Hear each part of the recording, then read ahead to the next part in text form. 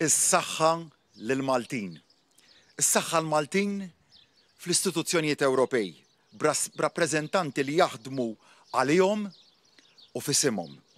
Hija dillajta li se tkun qiegħda tiggwida l-ħidma tagħna u l-kandidati li jiġu eletti f'isem il-Partit Laburista għal 5 snin illi ġejjin. Il-Maltin u l-benessere tagħhom li se jkunu fiċ-ċentru tal-ħidma tagħna. Għaliex għalina n-nies l-Awċin, il-Maltin u l-kwalità tal-ħajja tagħhom jibqgħu il-prijorità u ċ-ċentru ta' ħidmietna. Dil-kandidatura ġib magħha numru ta' nies minn diversi sferi tal-ħajja tagħna. Professjonisti, nies mill-qasam trade unionistiku, nies li ħadmu fis-soċjal u oħrajn illi taw servizz fil-korp diplomatiku fuq livell tekniku. Alex Aġus Saliba, żagħżugħ, missier u Ewroparlamentari li għamel ġieħ lil pajjiżna fl-aħħar snin. Tant li s-Soċjalisti u d-Demokratiċi fil-Parlament Ewropew għażluh bħala Viċi President tal-Grupp u fdawlu ħidma dwar diversi dossiers importanti fosthom dik dwar iċ-chargers komuni.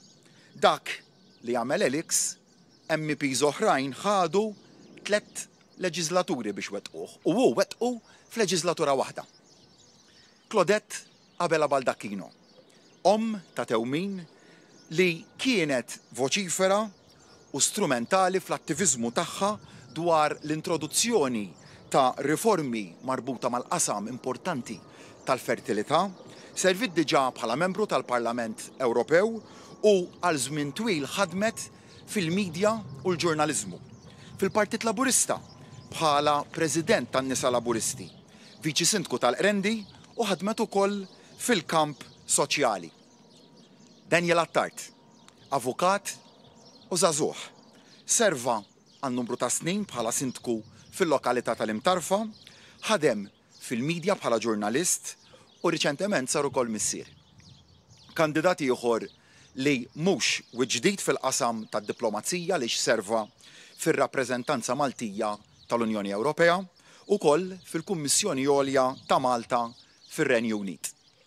Clint Azzopardi Flores, ekonomista li wkoll serva l-snin fil-korp diplomatiku b'ħidma sfiqa waqt il-Presidenza tagħna tal-Kunsill tal-Ministri fl-2017 dwar ir-reviżjoni tal-Baġit tal-Unjoni Ewropea u aktar tard bħala ambaxxatur fil-Kumitat tal-Politika u s-Sigurtà tal-Kunsill tal-Ministri.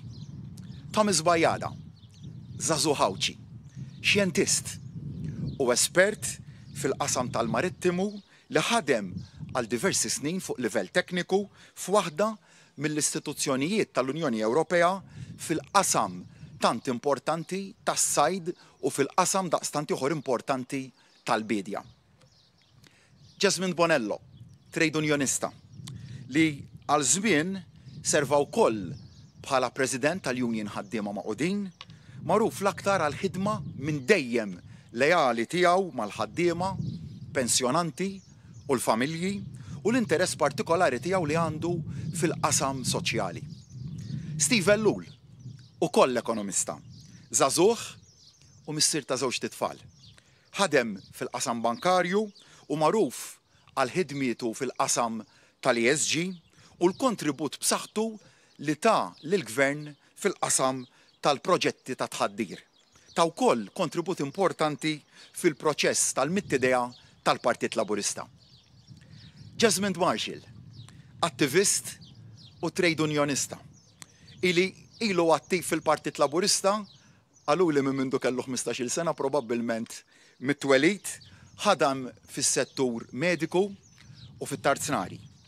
Serva bħala kap segretarju tat-taqsima tal-General Workers Union tal-Metal u l-Kostruzzjoni jiġġieled l-inġustizzji u kien strumentali fi skemi li għamilna għal familji u l-ħaddiema biex insewwu l-inġustizzji tal-passat u titwettaq ġustizzja. Marja Sara Vella Gafa, avukata, żagħżugħa, sindku tal-Gudja, ilha snin taħdem u attiva fil-Partit Laburista fuq qudiem net fil-forum Żgħażagħ Laburisti fejn imbuttat il-qudiem riformi importanti u f'data b'karigi importanti fil-Kummissjoni Elettorali tal-Partit. Ħassejt l-għandi nsemmi ftit mill-kwalitajiet tal-kandidati tagħna għax huma l-ikbar xhieda ta' kemm huma l-aqwa għażla għall poplu Awċi u Malti. Fuq kollox imbagħad kwalità komuni fid-9 kandidati tagħna hi li f'kull mument f'dak kollu li jagħmlu, f'dak kollu li qegħdin jagħmlu u f'dak kollu li se jibqgħu jagħmlu ġabu u jġibu dejjem l-ewwel l-interessi ta' Malta. Dawn huma l-kandidati li se jkunu qed jaħdmu fuq dak li jemmen fih dan il-partit. Ċertament li f'dan kollu hija ċentrali it-tema tal-paċi u n-newtralità. Dan ma jfissirx iżda li se nibqgħu siekta quddiem is-sofferenza tal-innoċenti jew li mhux ħanitkellmu b'mod attiv biex nippromuovu il-paċi. Għalhekk aħna nħadnu dik li tissejjaħ newtralità attiva. Hemm sforz kollettiv ngħid sfortunatament biex ikun hemm investimenti fl-industrija tad-difiża u l-armamenti fuq livell Ewropew. Quddiem dan aħna se nibqgħu nenfasizzaw li tibqa' tiġi salvagwardjata il-Kostituzzjoni tagħna. Fl-istess ħin se nkunu qegħdin inħeġġu lil sħabna stati membri u f'dan il-każ ukoll kollegi fil-Parlament Ewropew biex jintensifikaw l-isforzi għal soluzzjonijiet diplomatiċi. Soluzzjonijiet diplomatiċi taħdidiet madwar il-mejda li waslu għal waqfien mill-ġlied kif ukoll biex tieqaf id-dbatija u s-sofferenza tal-innoċenti. Priorità oħra se tkun dik li nissalvagwardjaw l-interess nazzjonali. Fl-aħħar snin rajna hemmhekk ħidma fuq livell Ewropew, foqsma diversi u b'mod koordinat biex jitwassew il-kompetenzi Ewropej. Din ħidma li saret b'mod koordinat minn diversi istituzzjonijiet. Nemmen li hemm raġunijiet validi ħafna għalfejn it-trattati iħallu stati membri ċertu kompetenzi, ġifieri li jħallu fidejn il-ġurisdizzjoni u kompetenza esklusiva tal-istati membri ċerta kompetenzi. Insemmi oqsma primarji li jiġuni f'moħħi li ċertament irridu nibqgħu naħdmu biex jibqgħu ta' kompetenza nazzjonali id-difiża, is-sigurtà, il-politika fiskali, it-tassazzjoni u hemm oħrajn fosthom dik tant importanti tas-saħħa. U għaliex kellna il-kompetenza sħiħa fih danna b'mod nazzjonali f'daw l-oqsma f'daw l-aħħar snin stajna mbagħad naġġustaw il-politika tagħna biex naddattaw għaċ-ċirkostanzi partikolari li żviluppaw f'daw l-aħħar snin. Stajna biex nagħti eżempju nieħdu miżuri biex nissalvagwardjaw l-impjiegi, nassiguraw li l-ekonomija tagħna tibqa' kompetittiva u li x-xogħol jibqa' jitkattar u jiżdied. Insemmi pereżempju dak li għamilna fil-pandemija, insemmi li għamilna bl-introduzzjoni tal-weight supplement f'mument daqstant kruċjali għal pajjiżna. Insemmi l-istabbiltà li tajna fil-qasam tal-enerġija u miżuri oħrajn li stajna nagħmluhom għaliex kellna dal-kompetenzi li kienu ta' natura nazzjonali. Għaliex kellna il-flessibilità li naġixxu f'dan is-sens l-ekonomija tagħna baqgħet tikber b'ritmu maġġel u llum hija fost l-iktar b'saħħithom fl-Unjoni Ewropea. Fid-dawl mbagħad ta' dal-pressjonijiet li hemm biex inbidlu il-mudell tagħna li hu wieħed li jiffoka fuq li nsostnu l-familji u li noffru stabbiltà, l-Ewroparlamentari tagħna se jibqgħu iżommu sod.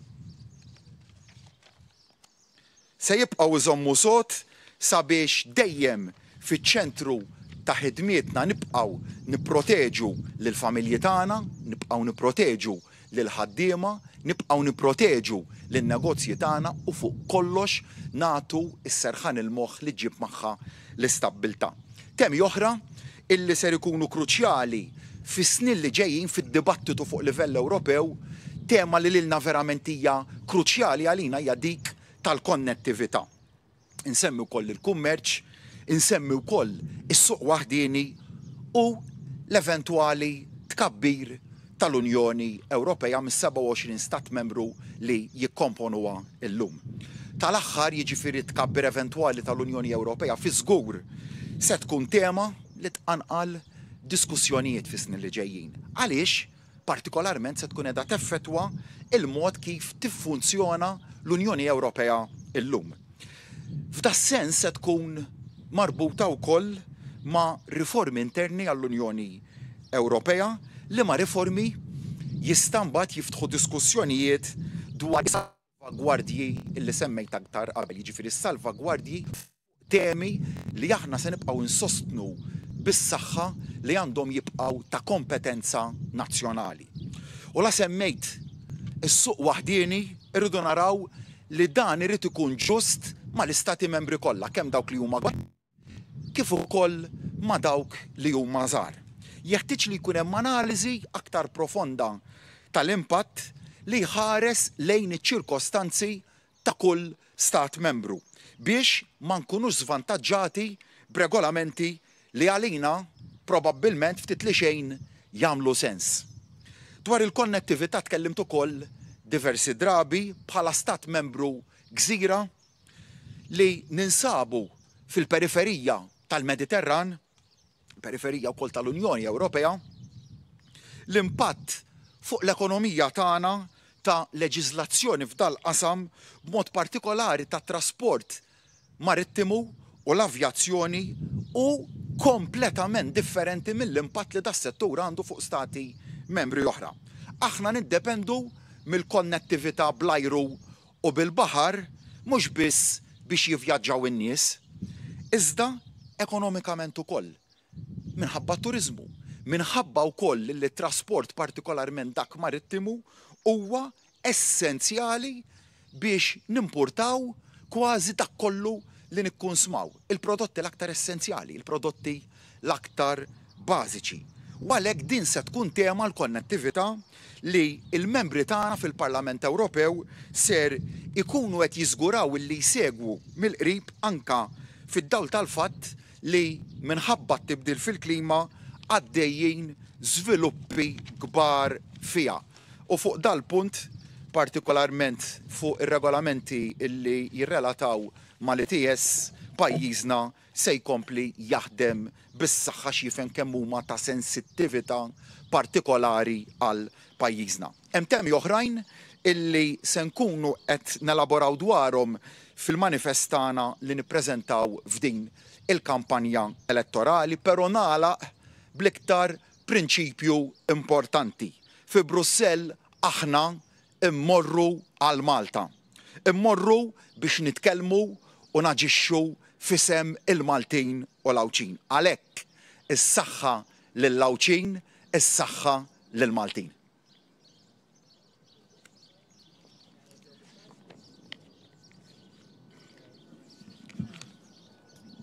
Bonġu l-għenet. Għandi 3 mistoqsijiet. Bonġu Matthew. Bonġu. Mela, l-ewwel waħda hija dwar il-targets tal-Partit Laburista għall-elezzjoni. Ġifieri il-partit ħajaħdem biex iżomm ir-raba' siġġu jew ħajaħdem fuq target ta' 3 siġġijiet. U xtaqt ukoll instaqsik żewġ affarijiet dwar il-kwistjoni tal-vitals. Il-bieraħ tkellimt, u mhux il-bieraħ biss, tkellimt ħafna fuq il-maġistrat u l-bias li jettajt li għanda. Fuq din l-allokazzjoni, inti ħatmur qudiem il-Kummissjoni għall-Amministrazzjoni tal-Ġustizzja u tirrapporta hemmhekk li hija l-fora u lini fejn jiġu diskussi dawn l-affarijiet. U it-tieni ħaġa, il-bieraħ waqt il-mass meeting tkellimt fuq l-establishment fil-ġudikatura. Għal min qed tirreferi jekk mhux għal din il-maġistrat biss. Infakrek li fil-ġudikatura hemm ħafna nies li appuntajt jekk mhux inti il-gvern tiegħek, jiġifieri għandek ex MP tal-Partit Laburista, għandek ex deputat mix-xejn tal-Partit Laburista. U bħala maġistrat għandek ukoll ex segretarju internazzjonali tal-Partit Laburista. Għal min qed tirreferi eżatt meta tajt l-establishment fil-ġudikatura? Kull elezzjoni tibda xejn b'xejn. U għalhekk li ta' kull ġurnata rridu naħdmu bis-saħħa biex il-fiduċja lil poplu jislifna ta' kuljum inkomplu nsaħħuha. U naturalment din se tkun elezzjoni ta' 8 ta' Ġunju li mhux biss assum id-dimensjoni iktar importanti ma li se tkun qed isseħħ f'ċirkostanzi partikolari għaliex fil-waqt li aħna ta' kuljum nibqgħu naħdmu bis-saħħa biex nirbħu il-fiduċja tal-poplu tagħna għandek realtà ta' establishment sħiħ li mmobilizza il-friaj, it-tentakli anzi jkolli ngħid kollha tiegħu bis-saħħa kollha tagħhom sabiex jikkundizzjona ir-riżultat ta' 8 ta' Ġunju. Fil-waqt li sa ftit ilu din l-elezzjoni kienet biss dwar x'Ewropa rridu u dwar x'lokalitajiet irridu, illum nemmen li assumi d-dimensjoni fejn il-poplu irid jibgħat messaġġ mill-iktar ċar dwar jekk id-demokrazija f'pajjiżna tibqax tfisser illi s-seta sovrana tad-deċiżjonijiet tittieħed mill-poplu jew jekk tittieħed mill-establishment. Dik hija deċiżjoni kruċjali li se tkun qiegħda tittieħed fit-8 ta' Ġunju u l-poplu tagħna għandu fuq dik ir-responsabbiltà illi jissalvagwardja s-sovranità tiegħu innifsu illi kull votant f'dan il-pajjiż huwa hu li jiddeċiedi x'futur ta' pajjiż irid għalih għal uliedu, għal ġenerazzjonijiet li għadhom iridu jiġu u mhux establishment illi jaħdem minn wara l-kwinti, establishment li ma jgawdix il-fiduċja tal-poplu, establishment li mhuwiex elett, imma establishment li ħares biss illi jkun komdu u askaptu tal-bqija tal-poplu. Saqsejtni t-tieni domanda tiegħek Matthew kienet dwar bias. Hemmx bias jew le, nitkellem meta jkun magħruf il-mertu tal-inkjesta, jiġifieri meta jkun hemm il-pubblikazzjoni tal-konklużjonijiet s'issem bias li nillimita ħat-timeline. It-timeline sakemm m'hemm xi kombinazzjoni li waqgħet mis-sema, però l-bon sens jgħidlek li ma hija kombinazzjoni xejn, turik illi inkjesta li skont il-liġi suppost ħadet 60 ġurnata ħadet 4 snin u nofs u inċidentalment ġiet pubblikata, jiġifieri il-maġistrat bagħtet ir-rapport tagħha, il-proċess verbal propju mal-ftuħ tal-kandidatura dwar l-elezzjonijiet tal-Parlament Ewropew u l-Kunsilli Lokali. Jekk dik hija kombinazzjoni jew saret mod mhux intenzjonali mill-maġistrat kulħadd jista' jasal għal konklużjonijiet tiegħu, jien għandi il-fehmiet tiegħi u nifhem ukoll illi l-poplu ukoll qiegħed jagħmel il-ġudizzju tiegħu. Però saqsejtni domanda li hija importanti. Għaliex saqsejtni domanda li tirrifletti l-mod kif jaħdem l-establishment. Inti għatli illi l-Kummissjoni għall-Amministrazzjoni tal-Ġustizzja hija l-uniku forum fejn dal-kwistjonijiet u dad-dibattiti iridu jsiru. Taf għaliex saret dik it-tip ta' domanda u għaliex tirrifletti x'jemmel l-establishment, għaliex f'dal-pajjiż l-establishment jemmen illi l-poplu m'għandux ikollu id-dritt li jissindaka u jagħmel l-iskrutinju tiegħu fuq ċertu istituzzjonijiet. Dik hija xi ħaġa li jiena ma nemminix. Jiena nemmen li minni l-isfel, mill-President tar-Repubblika l-isfel, mill-Prim Imħallef l-isfel, jiġifieri kull maġistrat u kull imħallef, li minn kull istituzzjoni l-isfel kulħadd huwa soġġett tal-iskrutinju tal-poplu.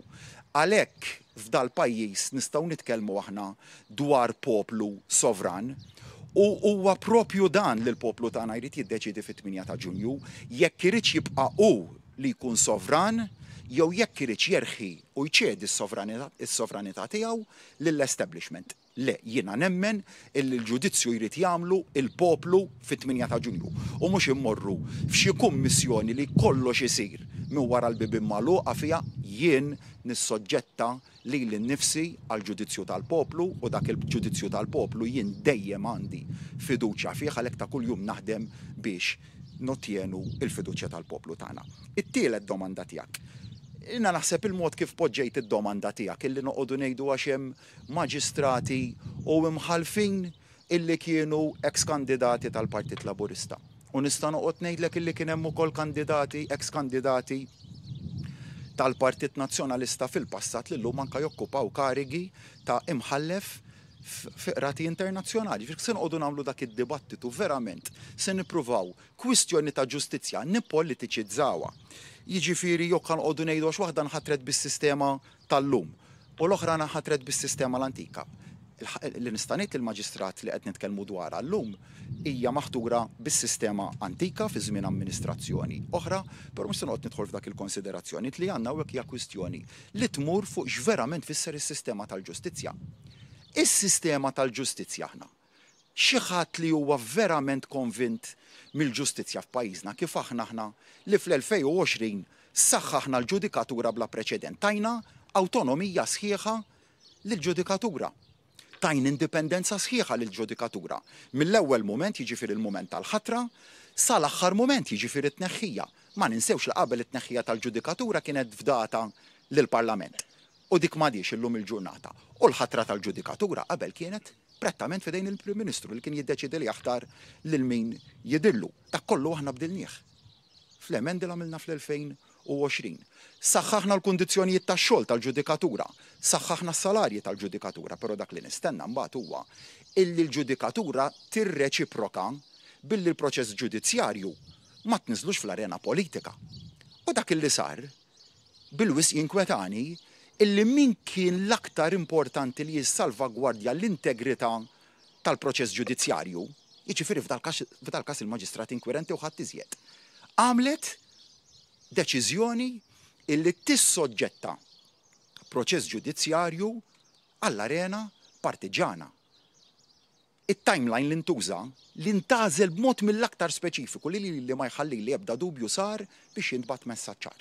U l-messaġġar kien illi propju ma tokki tal-ftuħ tal-kandidatura inala u ntbagħat proċess verbal għand l-Avukat Ġenerali mill-Maġistrat Inkwirenti illi kien intiż mod ċar illi mhux biss jinfluwenza kampanji elettorali sħiħa imma aktar minn hekk illi jinfluwenza ir-riżultat ta' 8 ta' Ġunju. Kien intiż ukoll illi dak li huwa li għandu jkun prettament konness ma' kwistjonijiet ta' ġustizzja jitħallat fil-kamp politiku. Fil-kamp ta' min għandu jmexxi l-eżekuttiv ta' dan il-pajjiż. U ġifieri dik hija xi ħaġa li għalija hija perikoluża ħafna, kont nistenna ħafna aktar minn hekk mhux noqgħod nitkellem fuq maġistrati jew maġistrati speċifiċi, jien ngħid li b'mod ġenerali nibqa' ntenni illi dejjem urejt fiduċja fl-istituzzjonijiet tagħna, però nistenna li dik il-fiduċja tiġi reċiprokata u meta nara kif ġara f'dan il-każ li dik il-fiduċja ma ġietx reċiprokata, mhux fiduċja fil-gvern, dina il-mod kif saru l-affarijiet huwa sfiduċja li ddaħlet minn membru tal-ġudikatura fil-kollegi tagħha. U l-ar nista' nsejħilhom ukoll persuni li qed ibatu mid-deċiżjoni bil-mod kif ittieħdet u t-timeline kif tittieħdet. U għall-bqija tal-ġudikatura nnifisha li jiena naf li hemm ħafna membri tal-ġudikatura tagħna li jaħdmu b'mod verament indipendenti, b'mod verament neutrali. Ex-membri ta' partit jew ieħor illi elevaw lilhom infushom mill-tħaddin ta' twemmin politiku tagħhom, kulħadd għandu twemmin politiku tiegħu, ma kellna ħafna membri tal-ġudikatura fosthom dak li semmejt inti illi elevaw lilhom infushom mit-twemmin politiku tagħhom. Jiddispjaċini ngħid illi fil-każ tal-VGH dan kollu ma rajniex iseħħ. Insellimlek, Prim Ministru, għandi numru ta' domandi. Kollha skont l-aħjar abbilta tiegħi. Grazzi ħafna. Mela, qabel xejn, wara li weġibt lill-kollega tiegħi, ġifieri inti taqbel mal-istatement illi hemm istituzzjonijiet illi qed jaħdmu kontra il-laburisti. Il-bieraħ inti qed ukoll illi hemm min irid jiddistabilizza il-pajjiż. Min irid jiddistabilizza il-pajjiż. Il-Kamra tal-Avukati ftit tal-jemilu fakkritek illi inti mhux biss il-mexxej tal-Partit Laburista minti wkoll il-Prim Ministru u illi kwalunkwe kritika m'għandix issir għal skopijiet politiċi u partiġani u għaglek biex tiqaf timmina lill-ġudikatura. Għalfejn tibqa' tattakka lill-ġudikatura. U kumment ieħor jekk ma jimpurtax domanda oħra, inti għadek kemet illi tiġi għal ġudizzju tal-poplu fit-8 ta' Ġunju wara illi l-kollega staqsik jekk mhux se tieħu l-kwistjoni fora oħra. Jiġifieri elezzjoni titfa' kollox taħt it-tapit jekk ikun hemm xi ħaġa ħażina u l-aħħar domanda, hemm persuna illi qed jitlob għall-istatus ta' whistleblower. U dan il-persuna qed jallega illi membri mill-kabinett tiegħek huma involuti fil-każ tal-benefiċċju soċjali fil-iskandlu. Inti konvint illi m'hemm ħadd iktar involut anke fil-kabinett tiegħek fl-iskandlu, grazzi ħafna. Sejmejt lill-Kamra tal-Avukati u l-istqarrija tagħha fej qalet illi m'għandniex nitkellmu dwar l-inkjesta, nfakkar. Illi l-iktar stqarrija b'saħħitha li saret kontra l-inkjesta numru ta' xurilu, l-iktar statement b'saħħtu li sar kontra l-maġistrat inkwirenti fil-każ tal-inkjesta VG8 sar mill-Kamra tal-Avukati. Dik kulħadd nesiha, però jien ma nsejtix.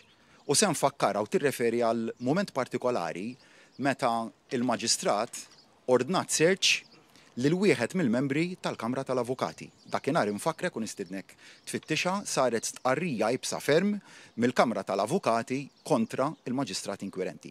Jekk dak kien xattak kontra l-ġudikatura jew le, kulħadd jasal għal ġudizzju tiegħu. Però li nista' ngħid huwa li min qed jipprova jiddestabilizza lil dan il-pajjiż huwa ċar, l-establishment.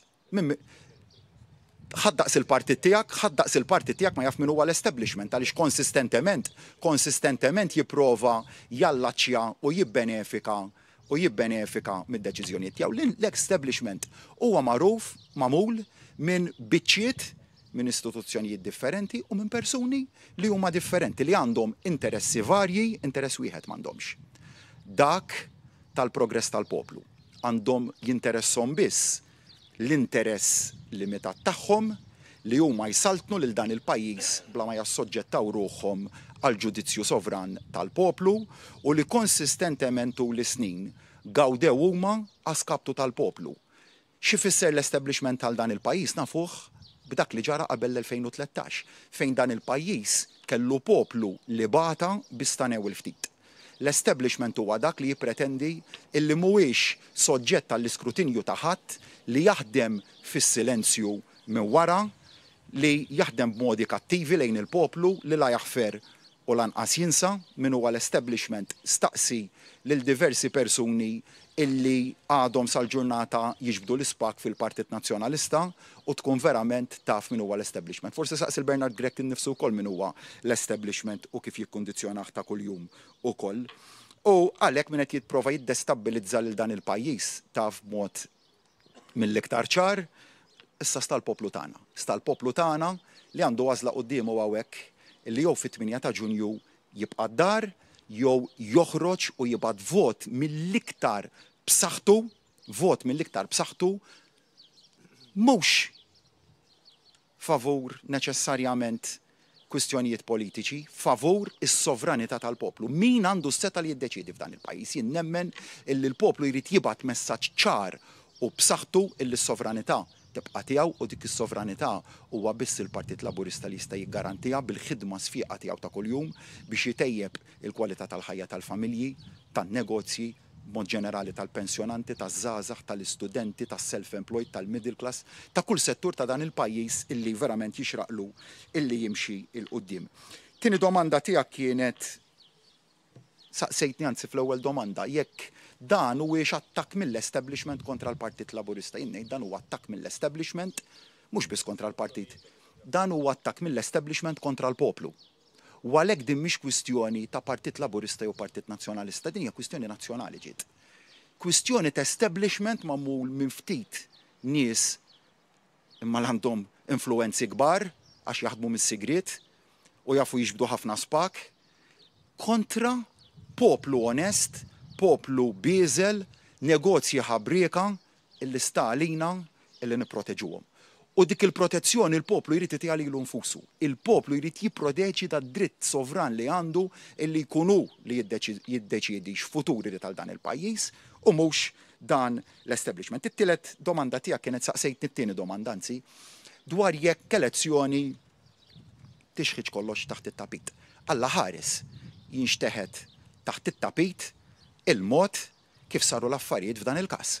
Alla ħares elezzjoni tkun xi tkun tikkundizzjona il-mod jew tnessi il-mod kif inkjesta maġisterjali jintużat biex jiġi influenzat timeline politiku jew riżultat elettorali, jiġifieri naħa jew oħra r-riżultat għandu inessi mill-fatt illi proċess ta' ġustizzja intuża biex jikkundizzjona timeline elettorali, biex jinfluenza timeline elettorali u riżultat elettorali li mill-eventwali eżitu tiegħu. Alla ħares jiena bħala Prim Ministru, alla ħares il-Parlament kellu jala għajnejh għal dal-inġustizzi, alla ħares. Mela, ġifieri l-importanti huwa li ikun hemm ukoll mandat b'saħħtu mill-poplu, turija ta' fiduċja b'saħħitha mill-poplu illi mhux lest jippermetti li dawn l-affarijiet jerġgħu jiġru. Li jkun hemm xi ħadd illi mis-sigriet tas-sigreta jipprova jagħmel dan l-affarijiet metu fdat b'waħda mill-aktar materji sensittivi f'dan il-pajjiż, l-amministrazzjoni ir-retta amministrazzjoni tal-ġustizzja. Telet domanda tiegħek dwar il-whistleblower, saqsejtni dwar il-whistleblower irid imur issandu proċess ġudizzja. Il-whistleblower għandi fiduċja sħiħa fil-Ministru illi semma diġà għatta u nerġa' nirrikonferma il-fiduċja sħiħa li għandi fil-Ministru Michael Falzon. Il-whistleblower qed jipprova jaħrab mill-proċess ġudizzjarju li għandu kontra tiegħu, dak il-proċess ġudizzjarju se jkollu jirrinfaċċah. Prim Ministru nsellimlek, żgur li hemm barra hemm nies li forsi għadhom ma għażlux li minna jivvotaw jew forsi darba għażlu li ma joħorġux jivvotaw. Bħala mexxej tal-Partit Laburista għaliex dawn għandhom joħorġu jivvotaw il-kandidati kollha tal-Partit Laburista. Domanda li naqqada ma dak li weġibt lill-kollega tiegħek. Illum il-ġurnata l-elezzjonijiet ħadu dimensjoni ikbar minn forsi dak li wieħed kienet jistenna. Għaliex l-establishment reġa' refa' rasu bis-saħħa. Ħankun ċar l-establishment qatt ma qatt kwieta. L-establishment anke meta kellna l-ikbar rebħa elettorali qatt ma qatt kwieta għaliex kull ġurnata li l-moviment tal-poplu, il-moviment tal-ħaddiema jagħmel imexxi lil dan il-pajjiż jikkunsidra bħala ċaħda mill-jed divin li jemnu li għandhom għat-tmexxija ta' dan il-pajjiż. L-establishment jaħdem b'modi strambi, jaħdem minn wara, jaħdem b'mod illi jirnexxielu jippenetra fejn wieħed ma jemminx li jasal li jippenetra, minn min huwa magħmul tkellimt mal-kollega tiegħek, jekk hemm periklu għad-demokrazija ta' dan il-pajjiż huwa din il-klikka perikoluża ta' nies li taħdem minn wara u li tipprova tikkundizzjona għall-anijiet u l-iskopijiet tagħha li mhumiex ċertament dawk tal-interess sovran tal-poplu li tipprova tikkundizzjona l-mod kif jimxi dan il-pajjiż. U nemmen li fit-8 ta' Ġunju dak huwa l-iktar messaġġ b'saħħtu li dal-poplu tagħna irid jibgħat lil dawk illi qabel l-2013 kienu jmexxu lil dan il-pajjiż, lil dawk li qed jiġbdu l-ispak tal-Partit Nazzjonalista sal-lum il-ġurnata, lil dak li qed jiġbdu l-ispak ukoll ta' ċertu istituzzjonijiet. Il-poplu lil dan nies irid jibgħatilhom messaġġ b'saħħtu u ċar li f'dal pajjiż imexxi il-gvern li huwa leġittimament elett mill-poplu. U mbagħad l-obbligu fuqna huwa li ta' kull ġurnata nittrasformaw il-ħidma tagħna biex inroddu lura l-fiduċja b'saħħitha illi tagħna l-poplu sentejn ilu f'ħafna u ħafna ħidma. Però l-isbaħ ħaġa ta' gvern x'inhi li konsistentement huwa soġġett għal verdett tal-poplu. U dak huwa li jagħti s-saħħa lill-poplu. Din hija deċiżjoni. L-elezzjoni ta' 8 ta' Ġunju tittat is-saħħa lill-Maltin, is-saħħa lill-Lawċin, għax hi għażla wkoll bejn li nkomplu nagħtu s-saħħa lill-Maltin f'kull aspett, però b'mod partikolari fil-jett tagħhom illi jażlu lil min imexxihom u li dak li huma jixtiequ għal pajjiż jiġi msarraf f'miżuri konkreti, jew li nħallu li dan il-pajjiż jitmexxa minn nies minn wara l-kwinti li l-interessi tal-poplu se jafġuhom u jaksuhom. Grazzi.